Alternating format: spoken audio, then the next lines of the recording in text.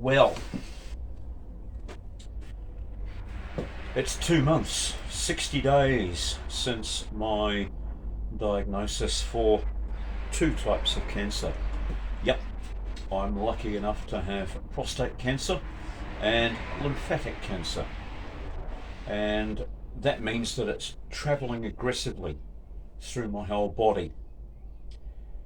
Now, in that 2 months, you may have seen the previous videos that I've already put together explaining what I'm planning to do and how I feel and what they're doing to me and where to from here. Well, this is the 2-month update. I'm very pleased to say that I'm still here, although I have been planning for the future. I've been planning for all eventualities, but things are looking pretty good, actually, I'm happy to say.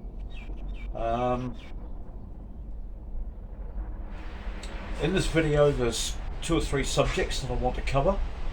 The first is how fabulous my friends are. There's been a bunch of people who've really stepped up and are standing by me through this. Some of them are healthcare professionals, some of them are dear friends of mine, some of them are people that I haven't yet even met. That's the wonder of YouTube. It means that people like you who care about me, people who are a little bit worried for their own health perhaps, can tune in and they can keep an eye on me through these videos. And then there's the other people, the people who are part of my daily life. There's my dear Shinzana and Melina, the 2 lovely ladies that I've had living here for the last almost 3 years. Sad to say, it's been time for them to move on. They've had to move 300 kilometres away to start a new life, to concentrate on the things that they as mother and daughter have to do.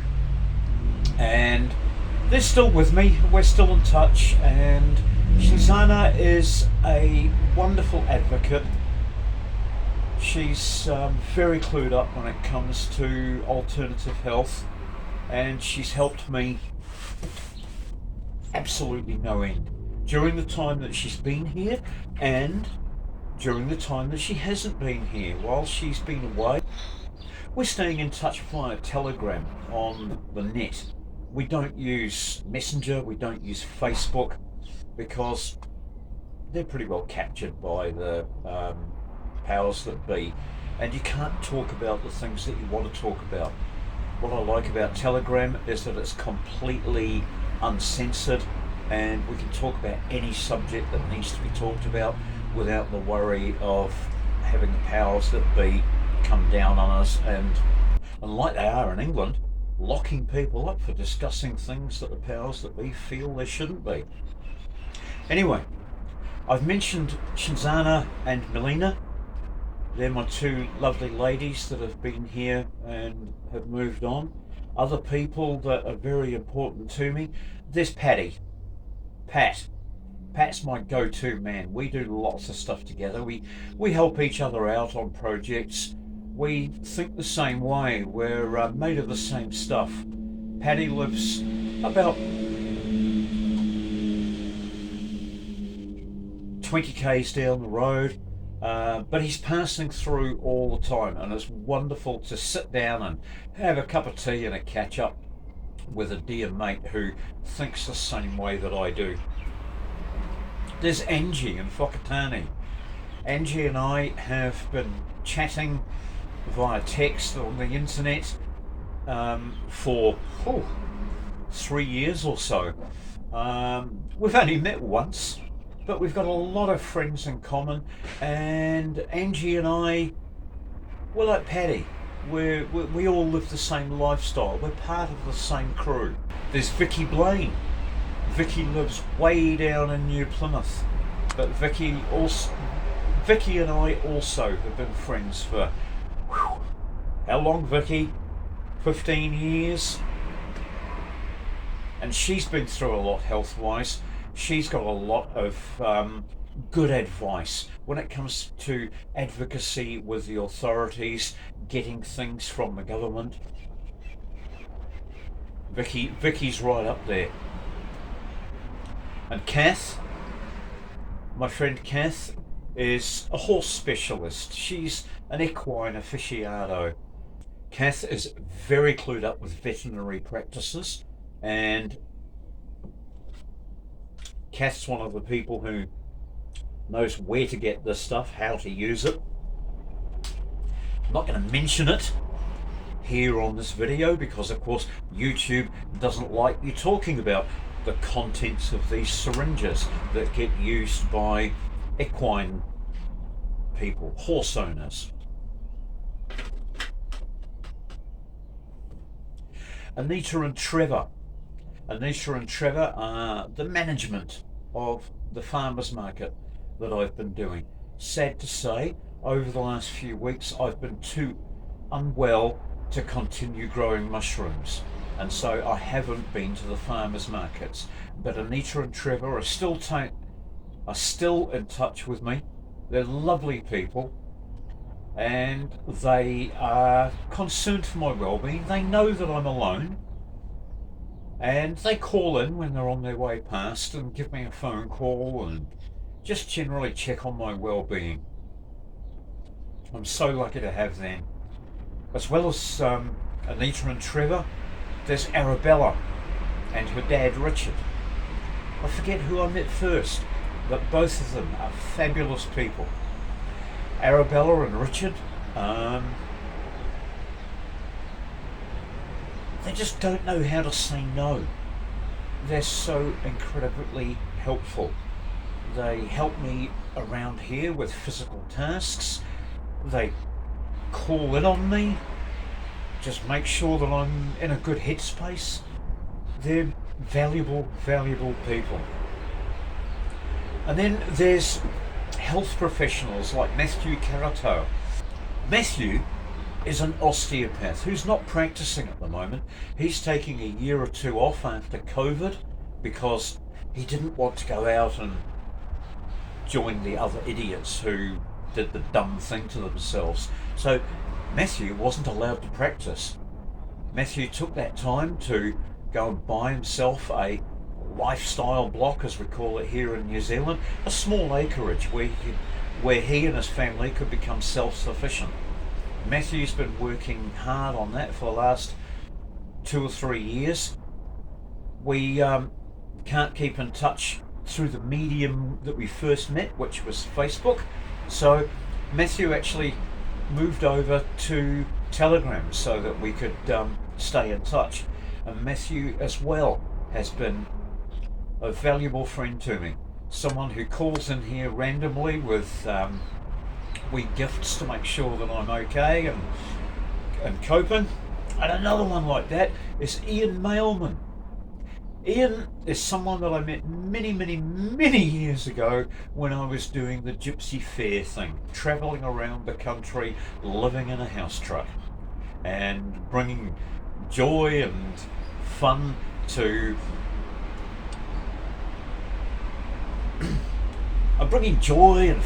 the people of New Zealand as we travelled around as a group, putting on gypsy lifestyle fairs, lots of handcrafts and alternative living for the mainstream folk. And I think lastly, I should also put Terry Yeo on that list. Terry is a Chinese bloke who I've only recently met. I met him because he's our local acupuncturist and Chinese massage specialist. I found out that I'd got the lymphatic cancer and that it was aggressive, and after one evening's research I found that lymphatic massage was going to be the very first thing I needed. Terry helped me with an aggressive course of lymphatic massage and helped me to understand what was going on inside my body and how to deal with it.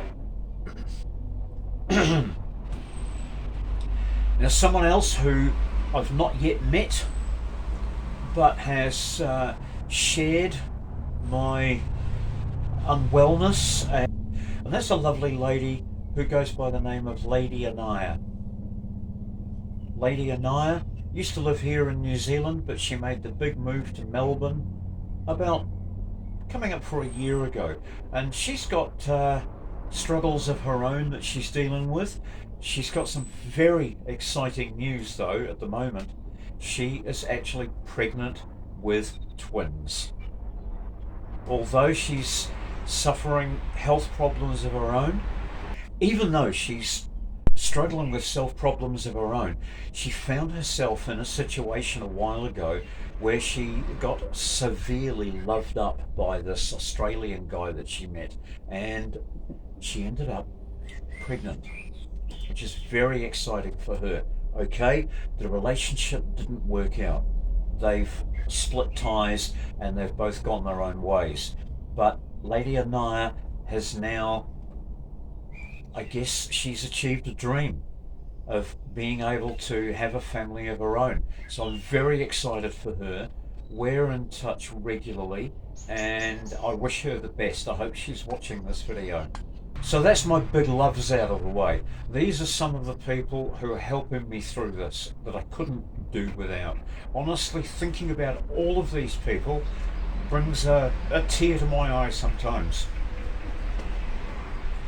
The second thing I want to chat about is what the mainstream medical establishment have been doing for me, or to me, or with me, whatever the correct terminology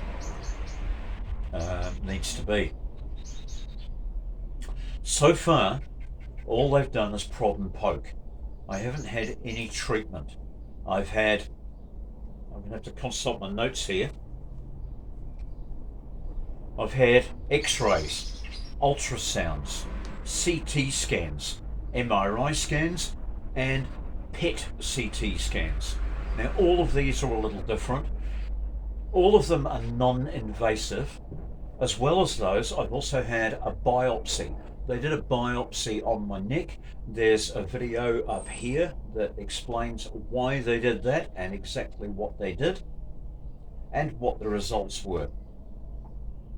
But as I said, all of this has been non-invasive with the exception of the biopsy to a lymph node on my neck. But it's important that they found out what stage I'm at. That biopsy showed them that I was absolutely riddled, that I had two types of cancer, that I've got the lymphatic cancer that's traveling through my body, and I've also got an aggressive prostate cancer. The reason I've got that is because I'm over 50 and I didn't get my checks.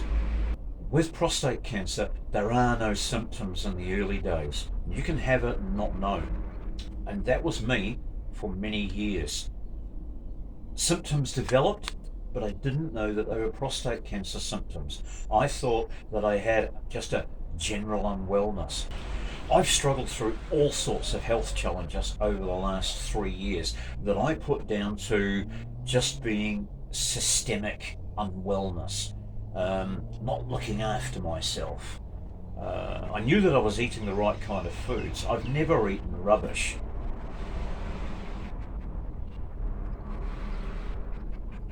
I try not to buy things with ingredients lists. Most of my stuff just comes from the vegetable and fruit department or the meat counter in the supermarket. I'm not a big fan of canned foods or dried foods or anything that comes in a packet. But that now has really, really changed. I'm eating from the garden. I'm eating food supplied to me from trusted suppliers, people that I know personally.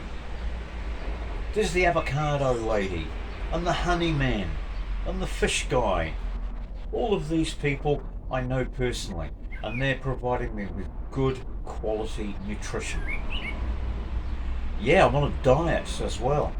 I'm not just picking the foods that I eat. I'm very fussy with the foods that I eat. I'm consuming zero sugar, and I'm not trying to cheat either by using other things like aspartame or stevia or any of the artificial sweeteners. I'm just going right off anything that's sweet. I'm not even using honey. There is one exception.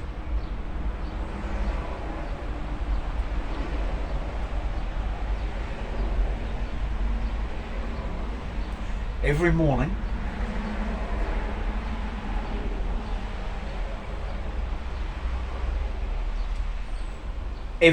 for medicinal purposes, I take a teaspoon of blackstrap molasses. Blackstrap is cane sugar that has been through the refining process 3 times. It's a residue. It's what's left after they've removed the sugar from sugarcane. And after 3 boil-ups, the blackstrap molasses is the thick goo that's left in the bottom. Yeah, there's still a little bit of sugar in it, but it's full of good minerals. And that's one of the reasons I'm using it. But the other reason I'm using it, the cancer cells respond extremely quickly to simple sugars and carbs.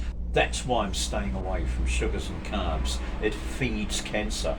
But the blackstrap molasses cheats them. It opens them up and lets them feed, thinking they're going to get a good feed. But what I'm giving them at the same time, by paleo, I mean that I'm eating of sodium bicarbonate.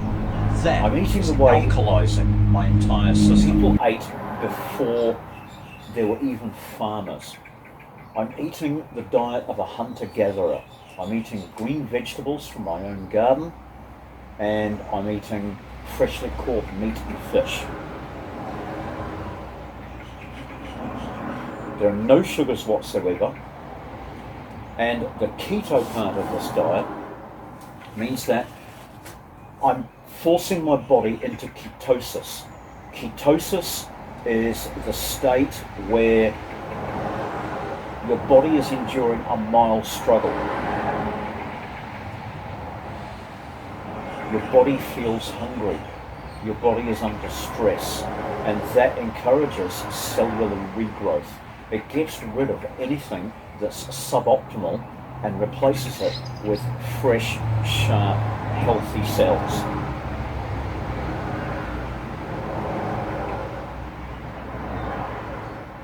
This is something that we all need, and we should all be eating this way, in my opinion. Remember, this video isn't medical advice. This video is me telling you guys, my friends, it's a catch up with friends. This video is me telling you what I'm doing to myself to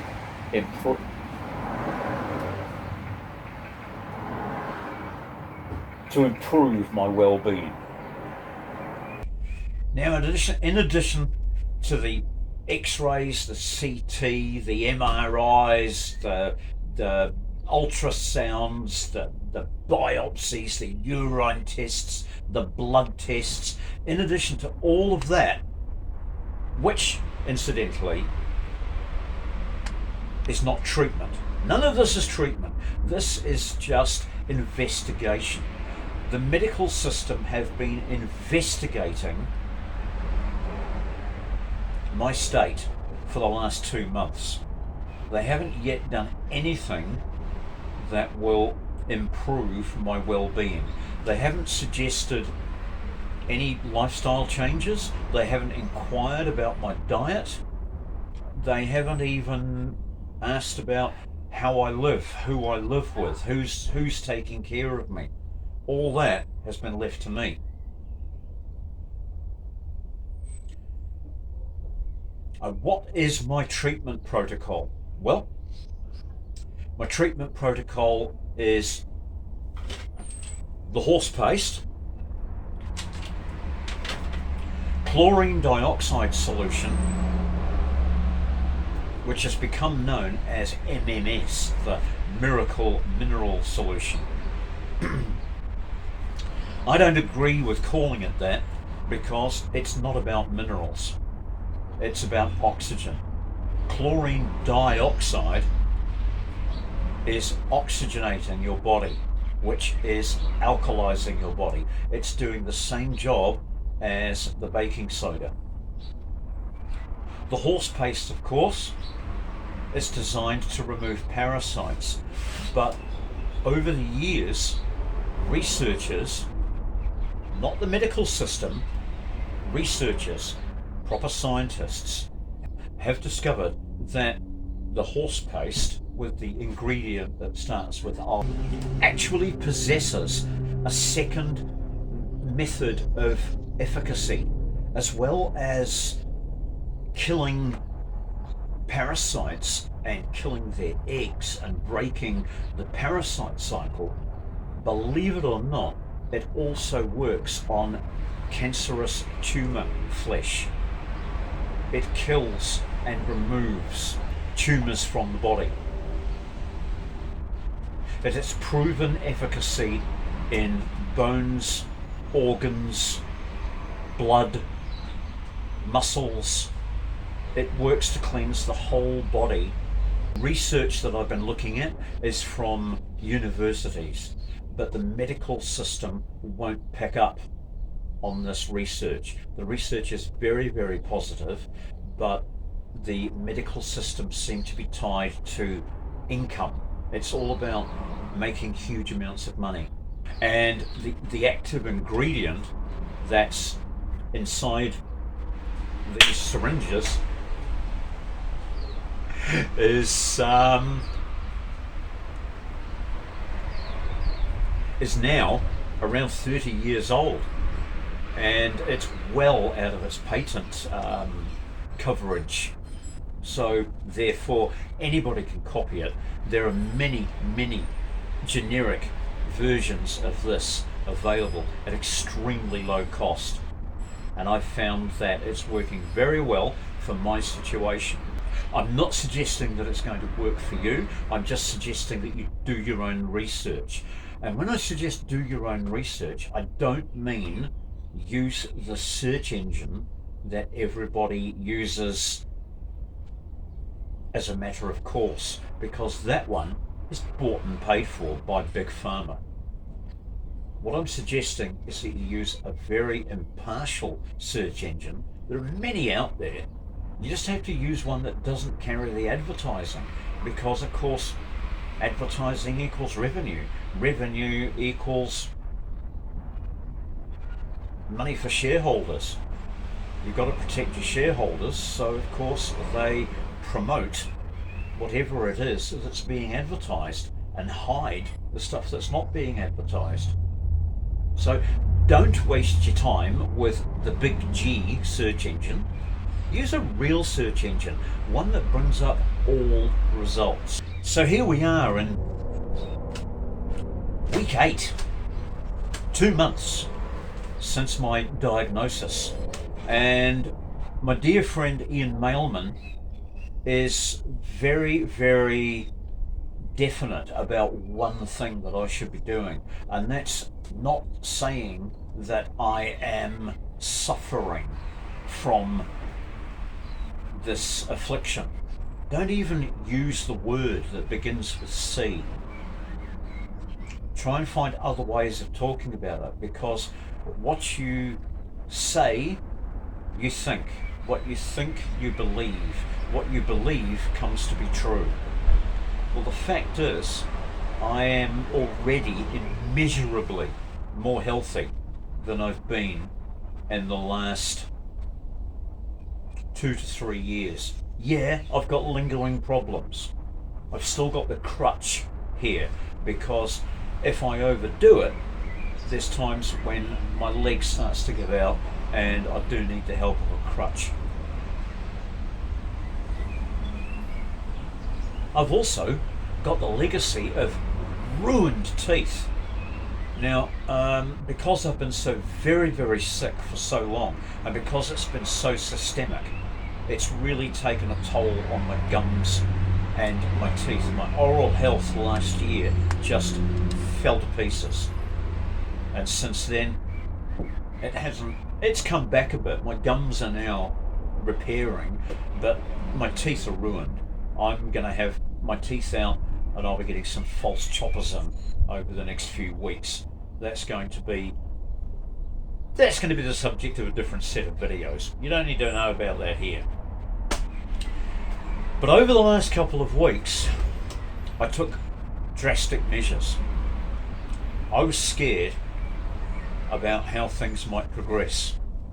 So, being the handy guy that I am, and always trying to find ways of saving money, I thought it was prudent to make myself a wooden box in case I needed it. Well, because I was ill and because I was on crutches, doing practical woodwork was very, very difficult. It took me days and days to make this wooden box.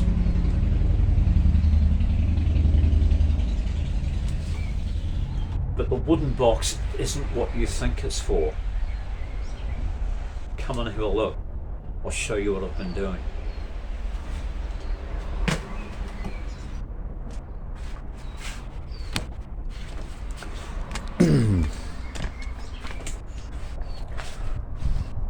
Out here in the garden, well, I use the term loosely, out here in my yard, I've built this wooden box. And it's big enough for two, should I ever be lucky enough to lure someone inside with me. And it's not what you thought it was when I first started talking about. This is probably one of the most fabulous things that I've ever done for myself. It's a sauna to my own design. I've built this thing from scratch. A lot of it's made out of rubbish that I had lying around the place, and the rest of it is made from donated items from friends. It's all beautifully lined with cedar. I've got ergonomic adjustable seating. I've got various forms of heat. I've got near infrared, far infrared heating, and down here on the floor, underneath the bench, there is an RV diesel heater that pushes hot air into this container full of stones and bricks that I can spray water on with the spray bottle. And that means that this sauna enclosure can be a wet sauna, it can be a dry sauna, and it can be an infrared sauna. And I am feeling the benefits from it on a daily basis. This is one of the biggest things that I've ever done for my health in my entire life. There'll be another video on that coming up real soon.